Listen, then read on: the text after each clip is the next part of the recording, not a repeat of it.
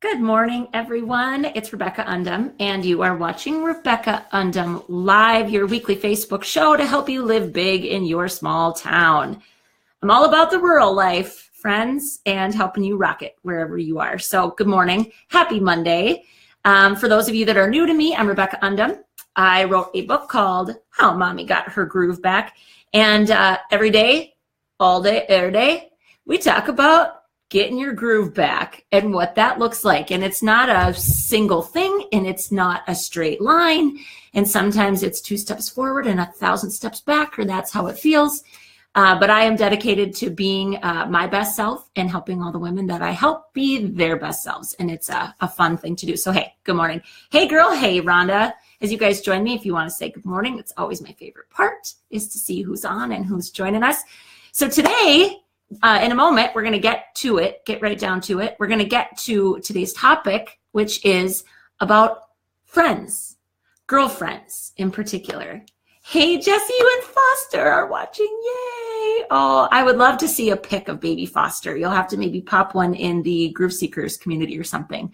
I hope everything's going well for you. Newborn times are, some people just like revel in the newborn thing. And I was always just like trying to manage it.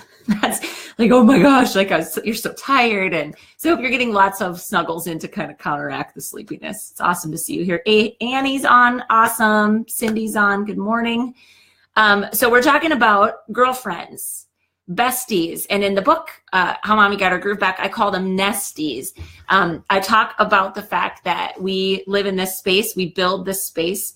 And I'm going to do a little more like research about nest building. I know it sounds really lame, but thinking about the fact that, you know, the whole goal is to try and protect the nest.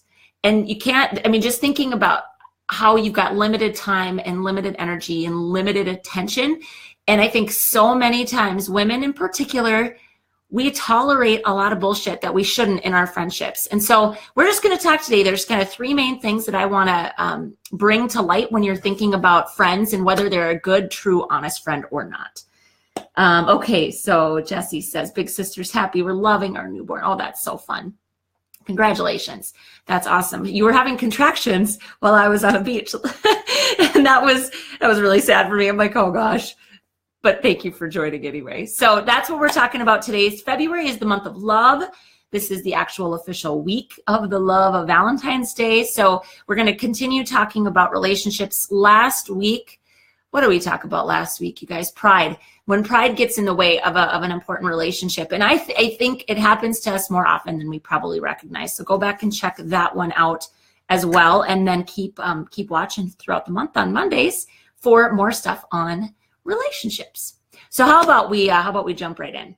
Okay. So we're going to be talking about a few things. And this is the kind of thing I really hope that you guys weigh in as we talk about this, because one of the things that kind of, I would say, surprised me maybe a little bit when I started doing this kind of work where I'm like out in a public way, whether I'm speaking or I'm blogging, or I freaking wrote a book about my life, right? My family, like people in our community, they're mentioned by name in this book. It's kind of a tricky thing to do, right? And I think I was a little bit, I underestimated the fact that there would be people that I assumed would always have my back and support me, that there would be people that would be challenged by my growth as a person. I didn't really anticipate that. And so I also really want to help other women that are on a path for a journey to either, and I don't want to say find yourself because that sounds so like woo-woo, but I think all of us all the time are living our purpose. And I think all of us all the time, if we have that inclination to want to grow and develop, I think we're always seeking ideas and seeking opportunities and thinking about how to get better and how to grow. And so when you're built like that, I think it's kind of a natural mindset that you assume everyone else is as well. You know, really, I think we could almost break this down into just the fixed mindset and the growth mindset. So Carol Dweck, I actually listened to most of her book where she talks about this, and the fact that a fixed mindset, it's like you very much believe that things are the way they are. And you don't have a lot of influence over them, and you certainly can't change things about yourself or about your situation. I'm just not buying it. I'm not buying that for a second. Hey, Glow, good morning.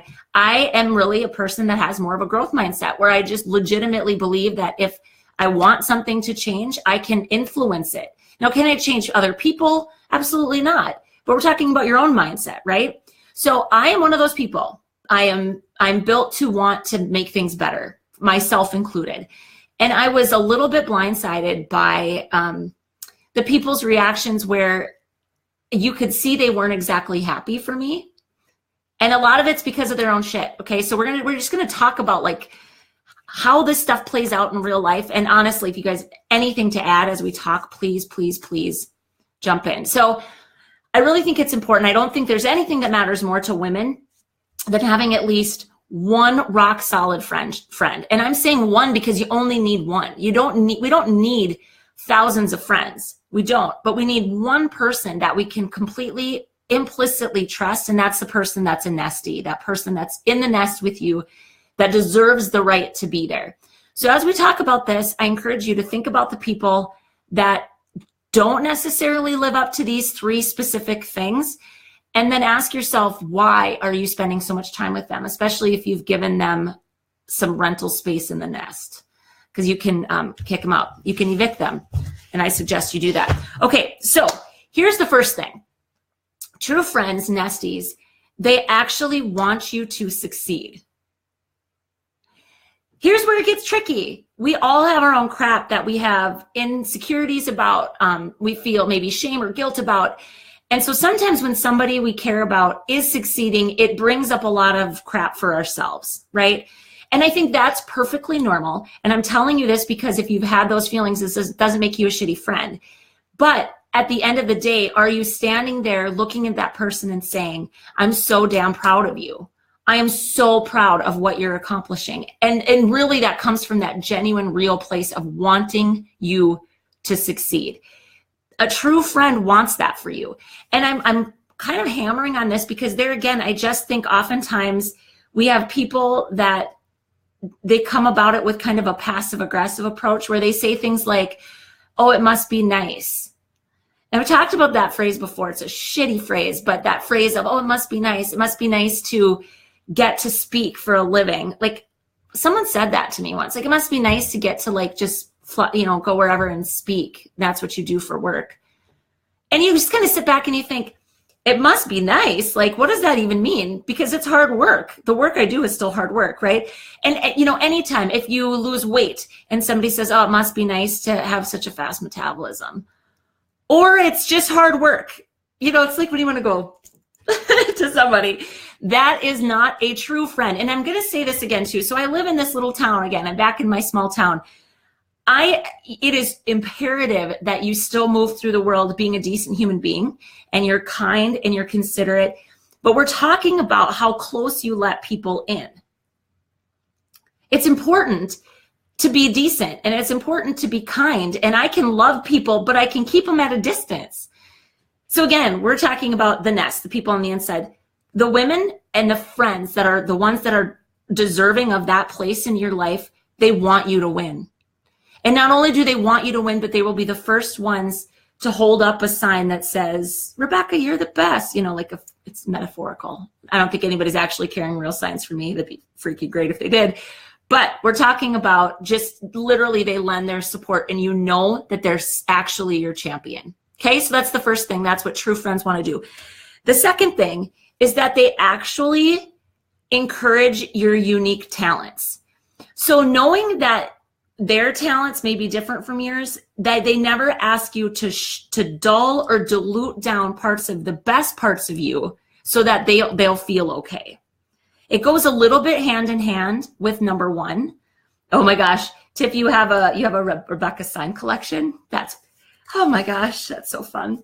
Wear them as a sandwich board, Tiff. That would make my total day if you really want to know.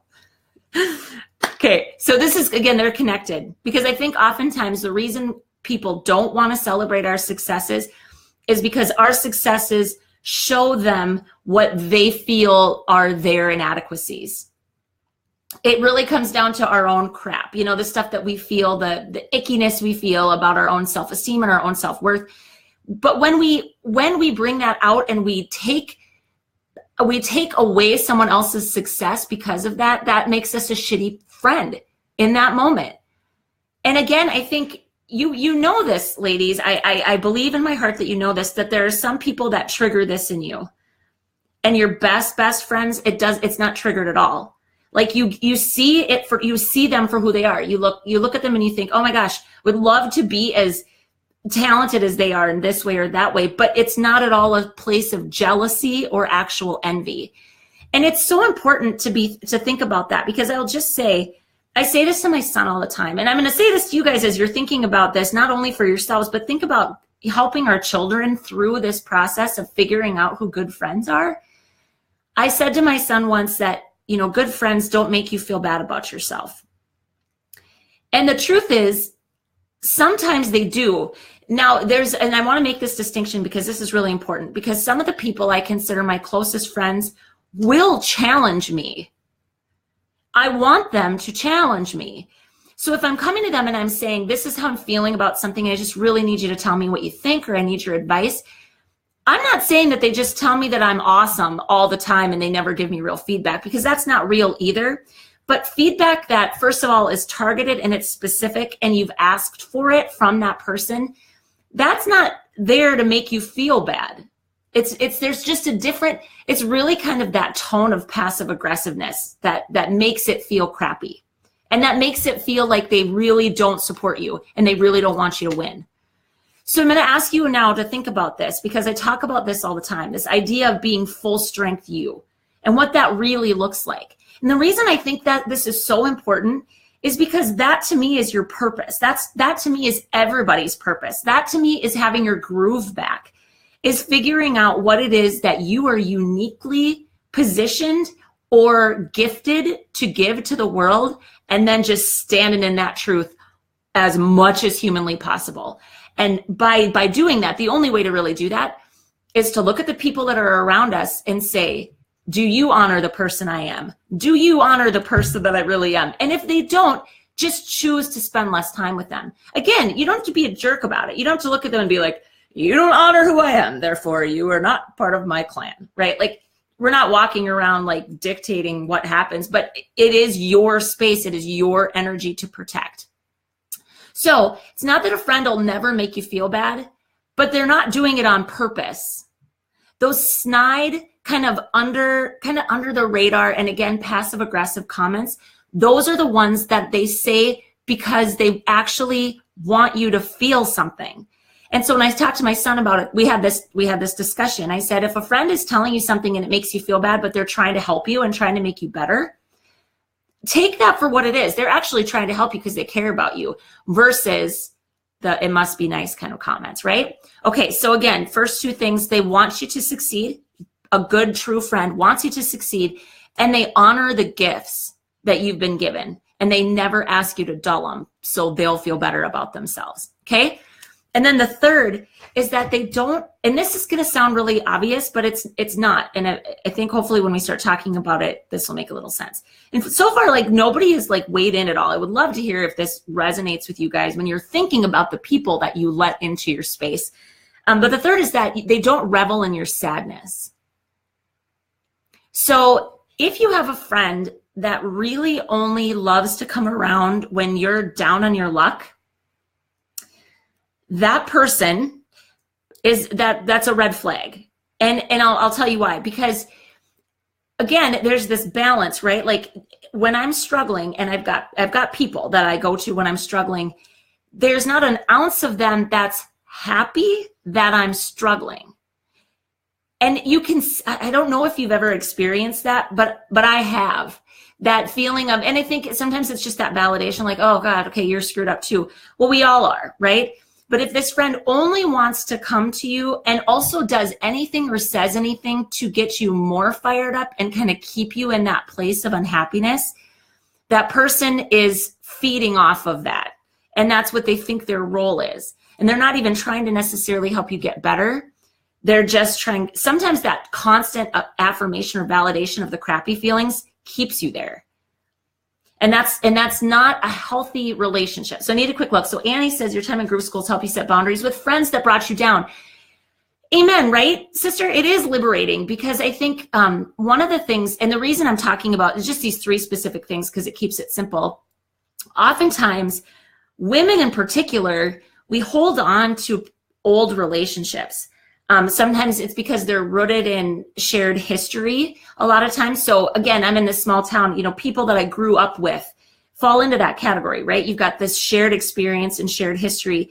And so many times we want that relationship to hold out, like to keep going.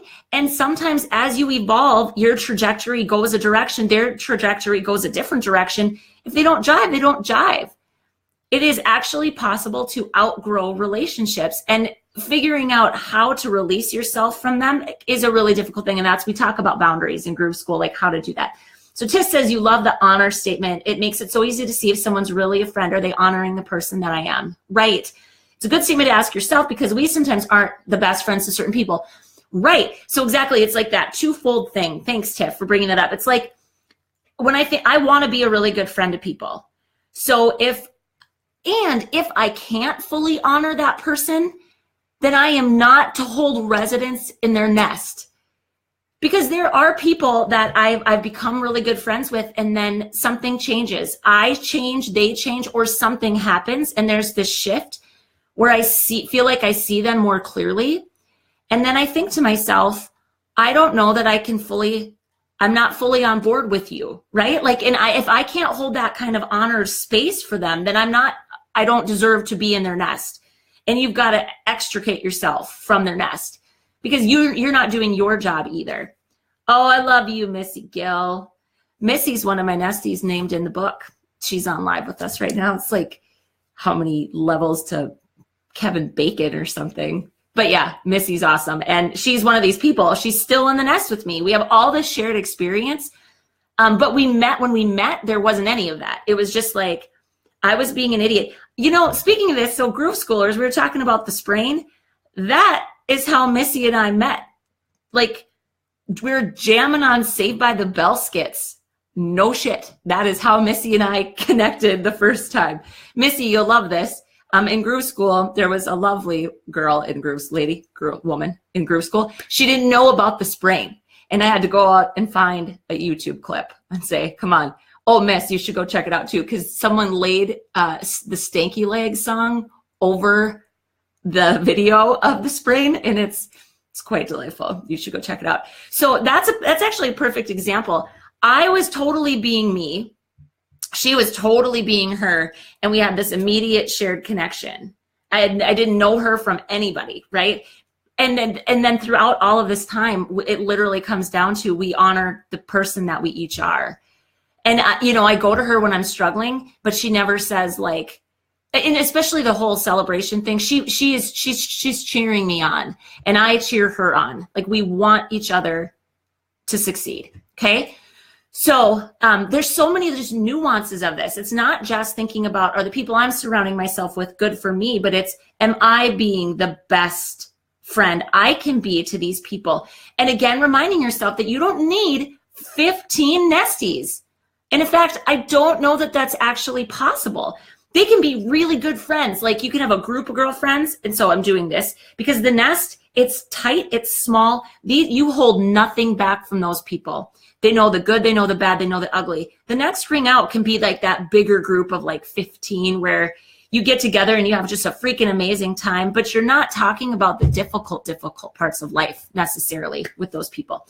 Okay, so Carly says, yep, you've had to step down. Stepping down, I love that. It's like, I love that phrase. Like, I'm sorry, I need to step down from this position. It's not right for me because I wasn't able to get on her level and you had to kindly duck out.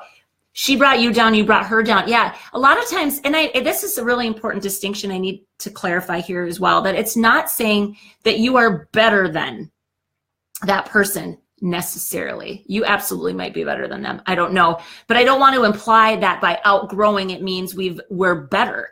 It just means we're different. And the cool thing is when you can have a friend that really evolves with you, that is such a blessing. Because it's not easy. So I think monogamy is kind of tricky, to be honest with you. Marriage is tricky that way. It's the same deal, right? Except like I took vows. So this man is like, he's my guy and we need to figure it out. Friends, on the other hand, there's no vows.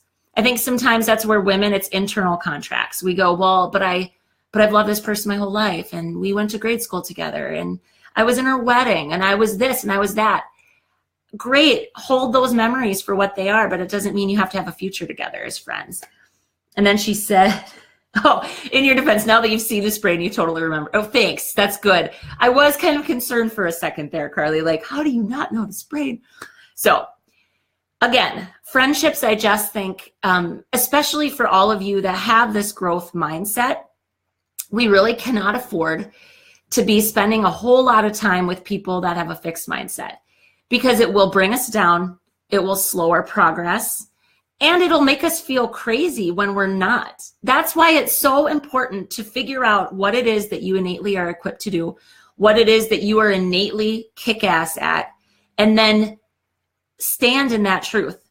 And when you express your truth that way, like, this is who I am, this is what I care about, this is what I'm good at, this is what I do for the world, you will attract the kind of people that want more of that in their lives. Another just kind of random pants example. So we were in Jamaica this last week. First night there, Annie, my friend, my girl Annie here, she happened to be on vacation too with the same group, which was super fun. We all got into this hot tub. We got in kind of late-ish or whatever. We get into this hot tub, and there's this group in there. And there's this girl in there, and her name was Rachel. And she's just so freaking funny. She had the funniest personality. You can see it right off the bat. And how it kind of started out was that every now and then the timer on the jets would go off in this hot tub. And I think there was 8 of them. There was 4 couples, and they're all from, Rachel's from Kansas City. But every time the jets would go off, she would just full out scream at her friend. Her friend's name was Amanda, and she'd yell, "Amanda, do your job." And I mean, we sit down and we're like, oh my God, like, what's this poor girl? But then as you watch that, and it was just hilarious, right? Rachel is like the kind of person, some of the conversations I had with her then throughout the week, she totally would be a person that I would hang with. Like, is she a nestie? Gosh, I don't know. We didn't get that deep in the hot tub. But she is standing in the truth of who she is. She was funny. So Rachel knows her gifts to the world are her humor. First and foremost, she's wicked, wicked funny. And the fact that she was just doing that. So if I come into the hot tub and I don't necessarily care about laughing hard, or I don't like people making fun of their friends, or I don't know, pick something, right? I could have excused myself and I never would have thought of Rachel again, right? That's how this goes. But instead, Rachel and I got to see each other throughout the week. It was super fun. She's super funny. We're connected on Facebook, and I'm pretty sure that it's just meant to be that we're going to run into each other again. She's like, absolutely. Like, why wouldn't the universe like serve us up a chance to be together again? Isn't that fun? And isn't that amazing? But again, the truth is, like, it requires us to be real about who we are and what we care about. You walk around diluting yourself down to make everybody happy, you're never going to find those people, those connections, because there's nothing real about it. I've said this a million times, but you can't fake your way into a real relationship with someone. Okay? So as you think about your friends and you think about the person that you believe you are as a friend, as you think about this for helping your children navigate this super freaking tricky part of life, and I'm going to say it, social media has made it all the harder. It's so damn hard to tell what's real and what's not. But the realness of this whole thing starts with us. It starts with us deciding, no matter what happens, this is who I am, this is what I stand for. And then, like Tiff kind of greatly said, it's always asking, does this experience allow me to honor myself? Does this person that I'm allowing into my space really see me and honor me? It's experiences, it's people, it's job opportunities, it's everything. Does this allow me to feel honored? Do I feel honored as the person that I am? Okay, so again, to recap, the first 3 things, only 3 things, not first. True friends want you to succeed. They want you to do well. The second thing is they honor the gifts that you have, and they never ask you to dull them down. And the third is that they do not revel in your sadness. They will be a sounding board for you, but they don't want you to stay there. And if they only show up when you're sad, that's a red flag. Okay, so I encourage you to really do a once-over evaluation of the people that you consider your friends, because Again, limited time, limited energy, limited attention. And why would we give any of it over to people that aren't at a minimum doing those three things? Okay, so Tiff says, I find that as you've shifted your mindset, it's hard to feel like you're able to stay in a spot with someone that you have that shallow friendship with. Like you can have fun and laugh, but it's not what you want to devote your time to. And I think that's fine. I think that's perfectly fine, Tiff, because again, it's like second ring friends. You got nesties and then you got second ring friends. And as the ring goes out, you again have less and less time for those people. That's just the way that this works. But I just know too many women that their best friend is a person that on the regular makes them feel like they question themselves and they question their worth. Damn, life is way too short for that. Don't spend time trying to make that better because of what? Shared history? Think about your future. Think about where you're going and think about the kinds of people you would attract if you would free up some of that time and energy. It's okay to demote people. And as, was it Carly? Carly, I think, beautifully said, it's okay for you to step down from a role that you've been playing for someone if you feel these things for yourself. Okay, friends, I'm longer than I wanted to be, but what fun, what great conversation. And again, I really hope that you take this to heart because it's not just about getting your groove back, but again, as a parent, it's about modeling. We're modeling this all the time for our kids. So protect yourselves, protect your energy, choose wisely when it comes to friendships, okay? All right, so the only other thing I'll mention is if you haven't gotten your wallpaper yet, go out and get it. It's so fun. It's so cool. This month's is like really perfect with the theme of love. And you'll get a new one every single month. So you opt in once, and then every single month in the first of the month, you'll get your new wallpaper that you can hold out on your phone. And it's just a really cool way to stay connected and feel inspired. If you're not in the Groove Seekers community, get your butt in there. There's some really great conversations that happen in there. And if I do promos of any kind, they're the ones to see those promos first. So that's it. That's what I've got for you. Get your wallpaper. Tiff's yelling at you. Tiff's basically holding up a sign that says, get your wallpaper. Thanks, Tiff. Okay. If you guys need me, you know where to find me. I love you. I love you, people, so much. And go out and find yours by being the best, most real and full strength version of you that you possibly can, because you are freaking awesome, just as you are. So show the world what it looks like, okay? Love you guys. Groove on, everybody. See you soon.